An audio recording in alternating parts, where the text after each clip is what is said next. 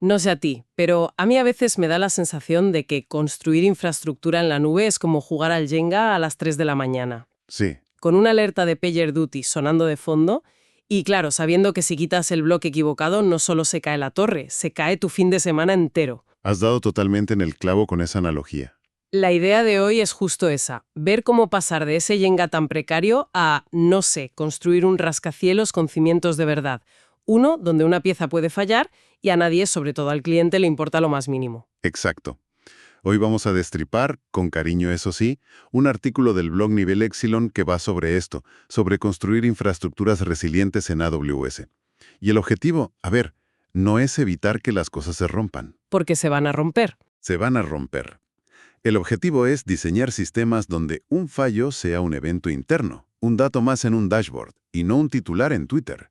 Vamos a desglosar la arquitectura desde el borde de la red hasta el último byte de la base de datos para entender cómo se consigue esa invisibilidad. Para que se entienda la urgencia de esto, el artículo arranca con una historia de terror que, vamos, a más de uno le sonará. Una empresa de e-commerce que perdió millones en un Black Friday porque su única, su flamante y carísima base de datos principal, ¿La joya de la corona? esa misma, pues decidió que era un buen día para corromper su sistema de ficheros. La moraleja es que un único punto de fallo, un SPOF, hoy en día es menos un accidente y más una decisión de diseño un poco negligente. Es que en la era de la nube, tener un solo puente para cruzar el río cuando AWS te da puentes redundantes, túneles y casi teletransportadores, bueno, es una elección. Así que vamos a ver ese catálogo de opciones para construir algo que de verdad aguante un mal día. Pues empecemos por la puerta de entrada, la primera línea de defensa. El artículo describe el DNS como el recepcionista de la aplicación y a AWS Route 53 como un equipo de recepcionistas clones que saben perfectamente a dónde enviar a la gente, incluso si uno de ellos está literalmente en llamas. ¿Cómo funciona esa recepción a prueba de apocalipsis? Pues mira, la magia está en dos conceptos. El primero son los health checks. Route 53 no es un repartidor de IPs pasivo. No es un simple cartero. Para nada es un vigilante paranoico. Está constantemente haciendo chequeos de salud a tus servidores. Si uno no responde como debería, lo saca de la rotación activa, le deja de enviar tráfico. Es como el triaje en urgencias. Si un médico se desmaya, dejas de enviarle pacientes. Vale, pero esos health checks no pueden ser un punto de fallo en sí mismos. O sea, ¿qué pasa si el chequeo falla por un problema de red tonto y marca un servidor sano como caído? ¿Te provoca un failover que no necesitabas? El famoso flapping. Buena pregunta. Es un riesgo real, sí. Por eso los health checks son muy configurables. Puedes ajustar umbrales, en plan, márcalo como no saludable solo si falla 3 veces seguidas y vuelve a marcarlo como saludable tras 2 éxitos. Se busca un equilibrio para no reaccionar a un parpadeo de la red, pero sí a un fallo de verdad. Entiendo. Y lo segundo, que es más estratégico, son las múltiples políticas de enrutamiento. No solo envía tráfico al primer servidor que pilla, puede ser muy listo, enrutado por geolocalización, por latencia, para dar la respuesta más rápida, o la política de failover, que es el plan B automatizado. Si tu región principal en Irlanda cae, el tráfico se desvía solo a Frankfurt, sin que nadie toque nada. Y cuando un simple desvío de DNS se queda corto, el texto menciona el Application Recovery Controller, o ARC. Suena a algo que se activa pulsando un botón rojo gigante. Es, en esencia, eso. Un panel de control para desastres a gran escala. Mientras que el failover de Route 53 es una herramienta más táctica, ARC es un orquestador estratégico. Te permite modelar tu aplicación como una unidad y automatizar conmutaciones por error súper complejas entre regiones. Es el siguiente nivel. Pero bueno, antes de necesitarlo, podemos reforzar ese borde con CloudFront. Aquí la analogía del artículo es genial. Tiendas locales en cada barrio en lugar de un único almacén central. Acercas el contenido al usuario con una CDN.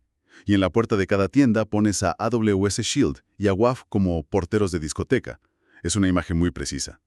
Shield es el portero de fuerza bruta, el que para los ataques de denegación de servicio, el DDoS, el equivalente a que 1000 personas intenten entrar a la vez.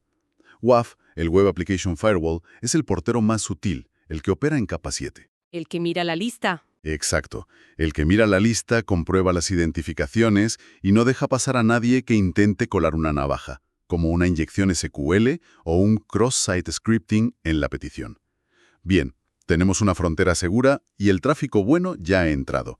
Ahora toca repartirlo. Hablemos de los balanceadores de carga. El artículo destaca dos: el Application Load Balancer y el Network Load Balancer. Más allá de las analogías, ¿cuál es la diferencia gorda, la técnica? A ver, la diferencia clave está en la capa del modelo OSIEM, en la que operan. El Application Load Balancer, el ALB, trabaja en la capa 7, la de aplicación. Entiende el protocolo HTTP y HTTPS. Habla nuestro idioma. Justo. Y eso le permite ser muy inteligente. Puede mirar cabeceras, cookies, la URL para enrutar el tráfico. Por ejemplo, tusitio.com API va a un grupo de servidores y tusitio.com imágenes a otro. Es perfecto para microservicios. Y el Network Load Balancer. El artículo lo llama el carril rápido. Exacto, porque opera en la capa 4, la de transporte. Maneja paquetes TCP y UDP directamente. No tiene ni idea de lo que es HTTP. Él solo ve flujos de datos y los reenvía a una velocidad de vértigo. Al no tener que procesar la aplicación, alcanza millones de peticiones por segundo con latencias mínimas y te da una IP estática por zona de disponibilidad. Es la opción para gaming, trading, cualquier cosa que no sea web. Entendido. También se menciona una cosa llamada Cross-Zone Load Balancing, con la analogía de un buen padre repartiendo galletas por igual. Esa característica es crucial. Imagínate que tienes 6 servidores en 3 zonas de disponibilidad, 2 por zona. Por puro azar, el DNS manda el 80% del tráfico a la primera zona. Sin el balanceo entre zonas, los 2 servidores de esa AZ estarían al borde del colapso. Mientras los otros 4 están de brazos cruzados. Eso es. El Cross-Zone Load Balancing redistribuye ese tráfico por dentro para que la carga se reparta equitativamente entre los 6 servidores, da igual a qué AZ llegó la petición. Garantiza que usas toda tu capacidad. Vale, el tráfico está repartido. Pero llega el Black Friday y ese tráfico se multiplica por 10. Necesitamos más servidores. Y aquí entran los Auto Scaling Groups, los ASG, que el artículo describe como un director de recursos humanos inteligente. ¿Cómo funciona este director en la práctica? Bueno, no es magia. Es un bucle de control que se basa en métricas. Se apoyan 3 pilares. El primero es de cajón pero fundamental. Usar múltiples zonas de disponibilidad. Nunca poner todos los huevos en la misma cesta. El segundo son las Launch Templates, la descripción del puesto de trabajo. Justo. Piensa en ellas como infraestructura como código, una receta detallada de cómo debe ser cada nuevo servidor, qué imagen, qué tipo de instancia, qué scripts de arranque. Asegura una consistencia absoluta. Y el tercero, me imagino, son las políticas de escalado, que es donde está la inteligencia. Correcto. En la práctica, lo que hacen es usar alarmas de CloudWatch para cambiar la capacidad deseada del grupo. La política más común es la de seguimiento, donde le dices, mi objetivo es mantener la CPU media de la flota al 70%. Si la carga sube al 80% durante, pongamos, 5 minutos, la alarma salta. La alarma salta y el ASG usa la Launch Template para añadir nuevas instancias hasta que la métrica vuelve a su sitio. Y lo más importante, cuando la carga baja, elimina instancias para ahorrar costes. Genial. Pero toda esta flexibilidad delante no sirve de mucho si el backend es un bloque de hormigón. El artículo habla del diseño sin estado, stateless, donde cada servidor es un trabajador reemplazable. Es que es un prerequisito indispensable para que el autoescalado funcione de verdad. Si un servidor guarda en su memoria el carrito de la compra de un usuario, ese servidor se vuelve especial, tiene estado. No puedes apagarlo sin más. Claro, y el balanceador no puede enviar al usuario a otro servidor porque perdería el carrito. Exacto. En un diseño sin estado, esa información se externaliza. El servidor es una simple unidad de cómputo que puede atender a cualquiera en cualquier momento, porque el estado está en otro sitio. Y ese otro sitio puede ser, por ejemplo, Elasticache, el cuaderno de notas compartido del que habla el texto. Precisamente. Para datos de sesión, resultados de consultas frecuentes, cualquier cosa que necesite un acceso ultra rápido pero no la durabilidad de una base de datos. Reduce la carga sobre la capa de datos de una forma brutal. Y para la comunicación asíncrona, el artículo menciona servicios de colas como SQS. Que desacoplan los componentes. Justo, su función es esa. Si el servicio que procesa los pagos se cae, las peticiones de pago no se pierden. Se encolan en SQS y esperan pacientemente a que el servicio se recupere. Transformas un fallo catastrófico en un simple retraso. Y con esto llegamos a los cimientos de todo el edificio, la capa de datos. Si esto falla, da igual lo bien que escale todo lo demás. ¿Qué opciones propone el artículo para que sea prueba de bombas?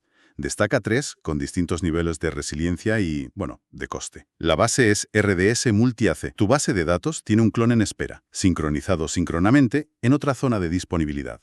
Si la principal falla, el failover es automático y tarda menos de 1 minuto. Eso te protege del fallo de un datacenter entero. Exacto. Es el seguro de vida básico. Y si se necesita algo más, algo que sobreviva a un desastre regional. Ahí entran las soluciones globales. DynamoDB Global Tables te da una base de datos NoSQL multiregional y multimaestro. Puedes leer y escribir en múltiples regiones con baja latencia y los datos se replican solos. Es una arquitectura active-active a nivel planetario. Y luego está la opción más potente para bases de datos relacionales, Aurora Global Database, que el artículo describe como múltiples bibliotecas sincronizadas en diferentes continentes, lo que suena impresionante y, sobre todo, muy caro. Lo es. Pero su tecnología es fascinante. A diferencia de la replicación normal, Aurora Global Database usa una red dedicada de AWS para replicar los datos con latencias de menos de 1 segundo entre continentes. La conmutación por error no es a otro servidor, es a una región entera, y se completa en menos de 1 minuto. O sea que te permite una continuidad de negocio casi total. Casi total, con un RPO, un objetivo de punto de recuperación, de segundos, y un RTO, de tiempo de recuperación, de minutos. Incluso si una región entera de AWS desaparece del mapa. Es la solución para aplicaciones críticas a nivel mundial. Vale, el rascacielos está construido, es robusto, pero necesita un equipo de mantenimiento y seguridad que vigile que todo sigue en su sitio. El artículo menciona un trío de herramientas para esto. Sí, y son clave para el día a día. Systems Manager es el centro de mando central para automatizar parches, ejecutar comandos, gestionar la configuración a escala. CloudWatch es el ojo que todo lo ve, el sistema nervioso de la monitorización. Recoge métricas, logs y genera las alarmas que disparan el autoescalado. Y luego está AWS Config, que es como el inspector de cumplimiento. O el guardián de las buenas prácticas, como me gusta llamarlo a mí. Suena a que Config es el que evita que el cambio bien intencionado de un desarrollador a las 3 de la mañana te tumbe la producción. Esa es su función, totalmente. Audita continuamente la configuración de tus recursos. Puedes poner reglas como todo volumen EBS debe estar cifrado o ningún grupo de seguridad debe permitir acceso a SSH desde cualquier IP. Si detecta una desviación, la registra e incluso puede ejecutar una corrección automática. Es gobierno como código. Pero las herramientas solas no bastan. El artículo insiste mucho en 2 prácticas humanas: pruebas y documentación. Son absolutamente cruciales. La primera es hacer pruebas regulares, los game days o simulacros de desastre. Hay que apagar cosas a propósito en un entorno controlado para ver si los sistemas de failover funcionan y si el equipo sabe reaccionar. Recuerdo el caso de un cliente con un plan de recuperación impecable, en papel. Ah, el papel lo aguanta todo. Claro, el día de la prueba se dieron cuenta de que las credenciales de la base de datos de respaldo estaban en un gestor de contraseñas que, irónicamente, se alojaba en la región principal que estaban simulando apagar. No me digas. Una lección dolorosa sobre dependencias ocultas. Una lección que es mejor aprender en un simulacro que en una crisis real, desde luego. ¿Y la segunda práctica? Son los runbooks, los manuales de instrucciones para cuando todo arde. Documentos claros, concisos y sobre todo actualizados, que explican paso a paso cómo responder a un incidente. A las 3 de la mañana, con la adrenalina por las nubes, no quieres que nadie tenga que improvisar. Quieres que ejecuten un guión probado. Para ir terminando, el artículo advierte de un error que es casi filosófico. Asumir que por usar un servicio llamado Multi-ASG o Global, ya tienes resiliencia por arte de magia. Ese es el error más peligroso. Genera una falsa sensación de seguridad. AWS te da ladrillos increíblemente resistentes, pero el diseño del edificio es tu responsabilidad. Puedes construir un castillo inexpugnable o una cabaña que se cae con el primer soplo usando los mismos ladrillos.